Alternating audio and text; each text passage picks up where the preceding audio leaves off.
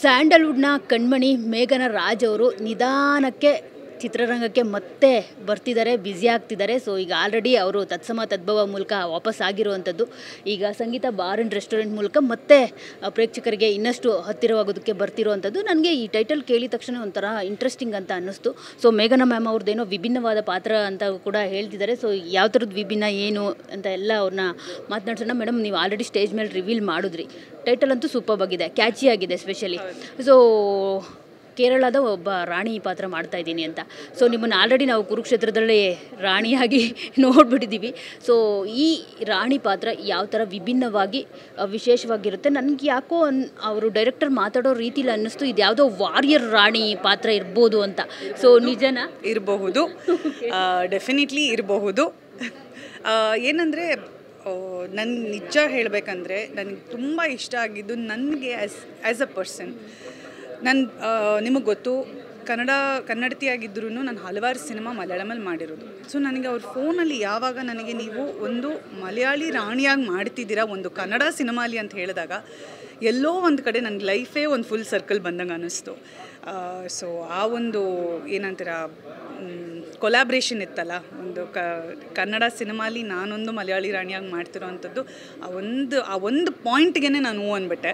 And ಅಷ್ಟೇ ಅಲ್ಲ, but ನನ್ನ ಪಾತ್ರನ ಭಾಳ ಅದ್ಭುತವಾಗಿ ಐ ಥಿಂಕ್ ಎಷ್ಟು ಚೆನ್ನಾಗಿ ಅವರು ಅದನ್ನು ಒಂದು ಕ್ಯಾರೆಕ್ಟರೈಸೇಷನ್ ಮಾಡಿದ್ದಾರೆ ಅಂದರೆ ನನಗೆ ಇಲ್ಲ ಅನ್ನೋಕ್ಕಾಗಲೇ ಇಲ್ಲ.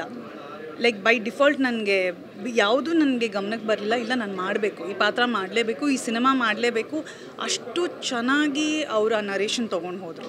ಸೊ ಪ್ರತಿ ಹಂತದಲ್ಲೂ ದೇರ್ ಇಸ್ ಕಾಮಿಡಿ ಎಲ್ಲ ಇದೆ, ದೇರ್ ಇಸ್ ಬಟ್ ಈ ಒಂದು ಟ್ವಿಸ್ಟ್ ಬರುತ್ತಲ್ಲ, ಐ ರಿಯಲಿ ಲೈಕ್ ಇಟ್. ನಂಗೆ ತುಂಬ ಇಷ್ಟ ಆಯಿತು. ಸೊ ಈ ಸಿನಿಮಾನ ಒಪ್ಕೊಳ್ಳೋಕ್ಕೆ ಬೇಡ ಅನ್ನೋದಕ್ಕೆ ಕಾರಣಗಳೇ ಇರಲಿಲ್ಲ. ಓಕೆ ಮ್ಯಾಮ್, ಏನೆಲ್ಲ ತಯಾರಿ ಮಾಡ್ಕೋಬೇಕಾಗುತ್ತೆ? ಯಾಕಂದರೆ ಕ್ವೀನ್ ಅಂತ ಅಂದಾಗ ಒಂದಷ್ಟು ತಯಾರಿಗಳು ಬೇಕಾಗುತ್ತೆ. ಸೊ ಏನೆಲ್ಲ ತಯಾರಿಗೆ ಆಲ್ರೆಡಿ ಪ್ರಿಪ್ರೇಷನ್ಸ್ ಮಾಡ್ಕೊಳ್ತಾ ಇದ್ದೀರಾ? ಆ್ಯಕ್ಚುಲಿ ನಾನು ಇವಾಗ ಇನ್ನೂ ಕೇಳಬೇಕು ಸಂದೇಶ್ ಅವ್ರಿಗೆ ಯಾವ ರೀತಿಯಾದ ಪ್ರಿಪ್ರೇಷನ್ಸ್ ಬೇಕು ಅಂತ. ಮೆಂಟಲಿ ನನ್ನದೇ ಒಂದಷ್ಟು ಪ್ರಿಪ್ರೇಷನ್ಸ್ ನಾನು ರೆಡಿ ಮಾಡ್ಕೋತಿದ್ದೀನಿ. But as a team I think we have just started. ಈಗ ಇವತ್ತು ಆಲ್ಮೋಸ್ಟ್ ಒಂದು ರೀತಿಯಾದ ಮುಹೂರ್ತ ಅಂತಲೇ ನಾವು ಅನ್ಕೋಬೋದು. ಯಾಕಂದರೆ we had our media family ಇದ್ದರು. ಸೊ ಇಲ್ಲಿಂದ ನಮ್ಮ ಜರ್ನಿ ಸ್ಟಾರ್ಟ್ ಆಗುತ್ತೆ. ಇನ್ಫ್ಯಾಕ್ಟ್ ನಮ್ಮ ಡೈರೆಕ್ಷನ್ ಡಿಪಾರ್ಟ್ಮೆಂಟ್ ಅವರ ಜರ್ನಿ ಬಂದು 6-7 ತಿಂಗಳಿಂದನೇ ಶುರು ಆಗಿದೆ. ಬಟ್ ಆ್ಯಕ್ಟರ್ಸ್ಗೆ it's gonna start now. So ನನ್ನದೇ ಆದಷ್ಟು ಒಂದಷ್ಟು ಪ್ರಿಪ್ರೇಷನ್ಸ್ ನಡೀತಿದೆ. ಇನ್ನು ಮುಂದೆ ಏನೇನು ಅಂತ ಡೈರೆಕ್ಟರ್ ಹೇಳಬೇಕು. I don't know if it is necessary for the character, but will see. We don't know how the characterization ಹೇಗೆ ಅಂತ ಗೊತ್ತಾಗಿದೆ. ಫಿಸಿಕಲ್ ಆಸ್ಪೆಕ್ಟ್ಸ್ ಆಫ್ ಇಟ್ ನಾವಿನ್ನೂ ಡಿಸ್ಕಸ್ ಮಾಡಿ. ಸೆಕೆಂಡ್ ಹಾಫಲ್ಲಿ ಬರುತ್ತೆ ಅಂತ ಹೇಳಿದ್ರು, ಟ್ವಿಸ್ಟ್ ಕೊಡೋ ಪಾತ್ರ ಅಂತ ಹೇಳಿದ್ರು. ಇಡೀ ಸೆಕೆಂಡ್ ಹಾಫ್ ಕ್ಯಾರಿ ಆಗುತ್ತಾ? ಡೆಫಿನೆಟ್ಲಿ. ಯಾಕೆಂದರೆ ಈ ಸಿನಿಮಾದ ಆ್ಯಕ್ಚುಯಲ್ ಇದು ಬರ್ತಿರೋದು, it starts from the second half. But first ಹಾಫಲ್ಲಿ it leads up to the second half. So I mean ಎಲ್ಲ ಸಿನಿಮಾಗಳು ಮೋಸ್ಟ್ ಆಫ್ ದ ಟೈಮ್ಸ್ ಆ ಒಂದು ನೆರೇಟಿವಲ್ಲೇ ಹೋಗೋದು. So yes, definitely through the film. Ma'am, ನೀವು ಮಲಯಾಳಂ ಮತ್ತು ಕನ್ನಡ ಎರಡೂ ತುಂಬಾ ಈಕ್ವಲ್ ಸಮಾನವಾಗಿ ಪ್ರೀತಿಸ್ತೀರಾ. ಯಾಕಂದರೆ ನಿಮ್ಮ ಮಾತುಗಳಲ್ಲೇ ನಾವು ಎರಡು ಕಣ್ಣುಗಳಿದ್ದಾಗೆ ತುಂಬ ಸತಿ ಕೇಳಿದ್ದೀವಿ ನಾವು ಇದನ್ನು. ಸೊ ಇಲ್ಲಿ ಬರ್ತಾ ಇರೋದು ನಿಮ್ಮ ಮೇಲೆ, ನಿಮಗಿರೋ ಭಾಷೆಗಳ ಮೇಲೆ, ಎರಡು ಭಾಷೆಗಳ ಮೇಲೆ ಒಂದು ಅಭಿಮಾನವನ್ನು ತೋರಿಸುತ್ತೆ. ಮತ್ತು ಎಲ್ಲೋ ಒಂದು ಕೋಇನ್ಸಿಡೆನ್ಸ್ ಕೂಡ ಅಂತ ಅನಿಸುತ್ತೆ. ನಿಮಗೆ ಮಲಯಾಳಂ ಜನ ನಿಮ್ಮ ಮೇಲೆ ಎಷ್ಟು ಪ್ರೀತಿ ಇಟ್ಕೊಂಡಿದ್ದಾರೆ ಅಂತಂದರೆ, ನಾನೆಲ್ಲ ಮೊನ್ನೆ ನೀವು ಇಂಟರ್ವ್ಯೂಸ್ ಕೊಟ್ಟಿರೋದು ನೋಡ್ತಿದ್ದೆ, ತುಂಬಾ ವ್ಯೂಸ್ ಬಂದಿತ್ತು. ಸೊ ಇಲ್ಲೂ ಅಷ್ಟೇ ಪ್ರೀತಿ ಕೊಡ್ತಾರೆ ನಿಮಗೆ.